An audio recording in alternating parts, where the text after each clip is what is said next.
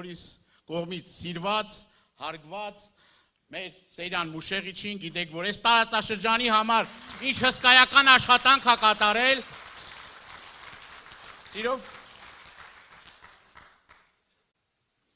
Շնորհակալություն։ Սիրելի նոյեմբերյանցիներ, սիրելի հայրենակիցներ, թույլ տվեք ողջունել այսօրվա մեր այս հանդիպման բոլոր մասնակիցներին եւ շնորհակալություն հայտնել մեզ աջակցելու այս տարիների ընթացքում մեր կողքին լինելու, մեր գաղափարները կիսելու եւ նաեւ ձեր առաջարկություններով լրացնելու մեր բոլոր այն ծրագրերը, որ մենք նախատեսել ենք առաջիկա տարիներին եւ կարծում եմ, որ այսօրվա այս հանդիպումը եւ ընդհանուր առմամբ այս մեկ ամսվա ընթացքում հանդիպումները հնարավորություն են տալիս, որ մենք ոչ միայն աշխատենք այս դահլիճում, այլ նաեւ համայնքներում եւ երեք մենք աշխատելով մի քանի բնակավայրերում, նաեւ սահմանային բնակավայրերում մենք լրացրեցինք մեր բոլոր այն գիտելիքները, մեր բոլոր այն հասկացությունները, թե ինչ է անհրաժեշտ նոյեմբերյանի շրջանի համար։ Ընդհանուր առմամբ ես կարող եմ ասել, որ սահմանային մարզերի եւ սահմանային բնակավայրերի համար երկու խնդիր կա։ Առաջինը անվտանգությունն է, երկրորդը գյուղատնտեսության զարգացումը։ Եվ եթե մենք համեմատություն կատարենք այս իշխանությունների կատարած աշխատանքի հետ, մենք կտեսնենք, որ մեր թիմի ղեկավար Ռոբերտ Քոչարյանի ղեկավարության տարիներին հենց անվտանգության խնդիրների վրա է լուրջ ուշադրություն դարձվել եւ նաեւ համապատասխան պայմաններ է ստեղծվել, որպեսզի գյուղացին, սահմանային գյուղացին կարճած լինի իր հողին, նաեւ գյուղատնտեսության զարգացման։ Այստեղ իմ գործընկերը Գառնիկ Դանիելյանը խոսեց դպրոցների մասին, ես կարծում եմ, որ այն գյուղը, որտեղ որ դպրոցը փակվում է, դրա հետ փակվում է նաեւ այդ գյուղը, որովհետեւ գյուղը ապրում է նաեւ գյուղում գործող մտավորականության, մանկավարժների, ուսուցիչների աշխատանքի շնորհիվ, որոնք որ երեխաներին շարունակում են ընտանիքներից հետո դաստիարակել եւ նաեւ կյանքի մեծ ուղի ուղղել։ Երեք Դեղծավան գյուղում, պարոն նախագահ, մենք այսպիսի խոսակցության ականատեսը եղանք, որ Դեղծավան գյուղը չուներ դպրոց։ Իրենք գնում էին հարևան Պտղավան գյուղը 5 կիլոմետր ոտքով, մեկ-մեկ մեքենաներով գնում էին գյուղում երեխաները սովորելու։ Ձեր ղեկավարության տարիներին մինչև 2008 թվականը բավականին լավ բարեկարգ ժամանակակից պայմաններին համաձայն դպրոց է կառուցվել եւ գյուղի երեխաները, աշակերտները սովորել են դպրոցում եւ երեք մենք իմացանք, որ այդ դպրոցը փակվում է։ Բարեկարգ դպրոց եւ այս իշխանությունների այսպես որոշմամբ փակում են գյուղի դպրոցը։ Ես նորից եմ կրկնում, որ գյուղը բացի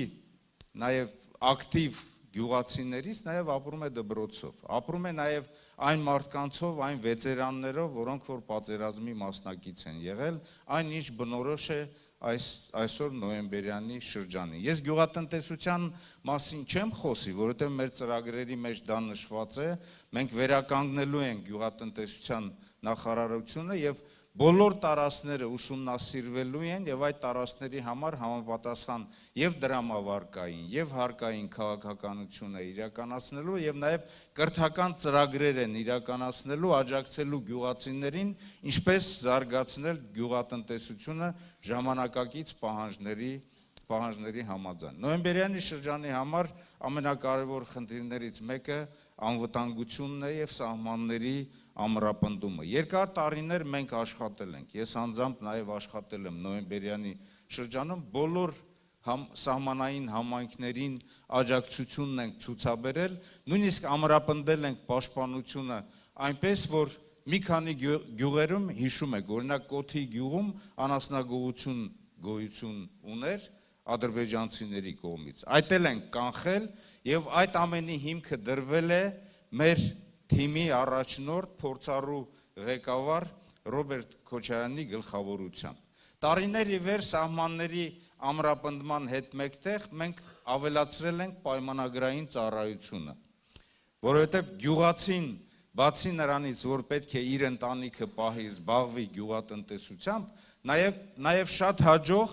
ինքը կարող է պաշտպանել իր սահմանները, պաշտպանել իր հայրենիքը, եւ այս տարածաշրջանում գրեթե ժամկետային ծառայող չի եղել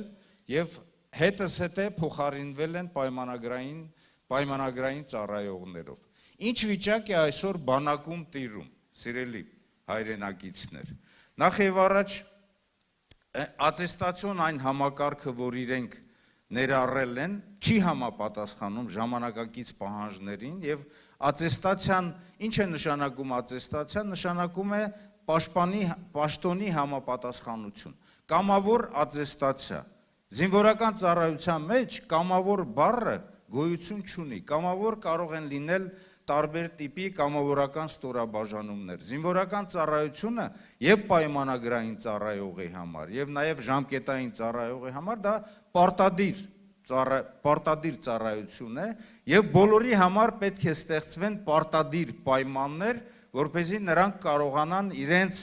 ունակությունները, գիտելիքները, հմտությունները, իրենց մարտական կարողությունները պետք է կարողանան կատարելագործել։ Այսօր Հայաստանի Հանրապետության զինված ուժերում պայմաններ ստեղծված են այն մարդկանց համար, ովքեր սահմանային ծառայություն չեն անում, եւ երեք զրուցելով մեր հայրենակիցների հետ, նաեւ կային այնտեղ մարդիկ, որոնք որ քաջ տեղյակ են, թե ինչ է կատարում սահմանում։ Իսկ պայմանագրային զինծառայողների համար չի ստեղծված այն պայմանները, որպեսզի իրենք հանձնեն ճակերտավոր ատեստացիոն քննությունները եւ իրենց աշխատավարձը ավելացնեն։ Մենք հետեւյալ քայլն ենք անելու պայմանագրային ծառայողների համար։ Բարձրացվելու է ամբողջ բանակի բազային աշխատավարձը, որպեսզի պայմանագրային ծառայությունը ընդլայնվի սահմաններում եւ պայմանագրային ծառայողներն էլ արժանապատիվ աշխատավարձ ստանան։ Հակառակ դեպքում այսօր ղեկավար կազմը, շատ տեղերում հրամանատարական կազմը, ես չեմ ասում, որ նրանց աշխատավարձը բարձր չպետք է լինի, բայց նաև բարձր պետք է լինի անմիջապես սահմանում կանգնած անձնավորության, ով իր ընտանիքի հետ տվյալ համայնքին կառչած է։ Այսինքն անվտանգության համակարգը մեր ուշադրության կենտրոնում է լինելու։ Այսօրվա իշխանությունները անվտանգության համակարգը բանակը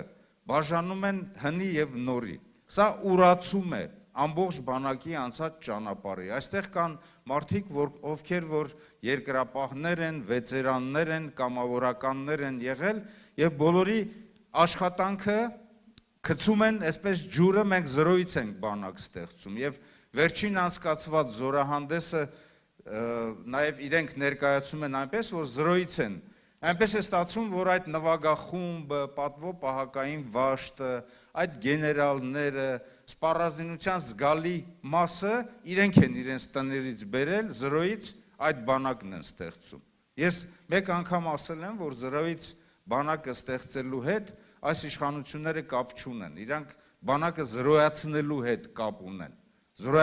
հետ կապ ունեն։ Եվ մենք ամեն ինչ անելու ենք, որպեսզի բանակում մարտունակ բանակ հայեցակարգը, նոր պահանջներին համալրվող բանակ, նոր սպառազինության եւ ռազմական տեխնիկայի արագ կերպով համալրման այդ ամբողջ գործընթացը արագ տեմպերով իրականացվի եւ վերականգնվի երբեմնի այն համբավը հայկական բանակի, որը որ եղել է հաղթանակած, տարածաշրջանում եղել է մրցունակ, որովհետև ամեն օր առնչվել է Ադրբեջանի հետ։ Ձեր տարածաշրջանում ձեր զորամիավորման զորամասերը ամեն օր առնչվել են Ադրբեջանի բանակի հետ եւ ամեն օր հաղթանակով են դուրս եկել եւ եթե անհրաժեշտություն է եղել ամեն օր պատժել են նաեւ։ Եվ նաեւ միջազգային առումով փոխգործունակ բանակ, որովհետև մենք առաջատար չափանիշները պետք է ընդունենք մեր բանակի համար։ Այդ ամենը կարող է իրականացնել մեր թիմը փորձառու ղեկավարությամբ հիմք ընդունելով նաև իր կառավարման տարիների այն փորձը, որոնք որ արդյունք են բերել։ Այնպես որ հարգելի հայրենակիցներ, մեր խնդրանքն է, որպեսզի մի քանի օր հետո ամսի 7-ին բոլորս միակամ մեր բոլոր համակիրների, բարեկամների հետ գնանք մեր ձայնը տանք Հայաստան դաշինքին, ով մեծ հնարավորություն ունի մեր երկիրը հանել այս իրավիճակից։ Այնպես որ ամսի 7-ին մեր ձայնը տալիս ենք համար ամսի 7-ին համար միասին կարող ենք։ Շնորհակալություն։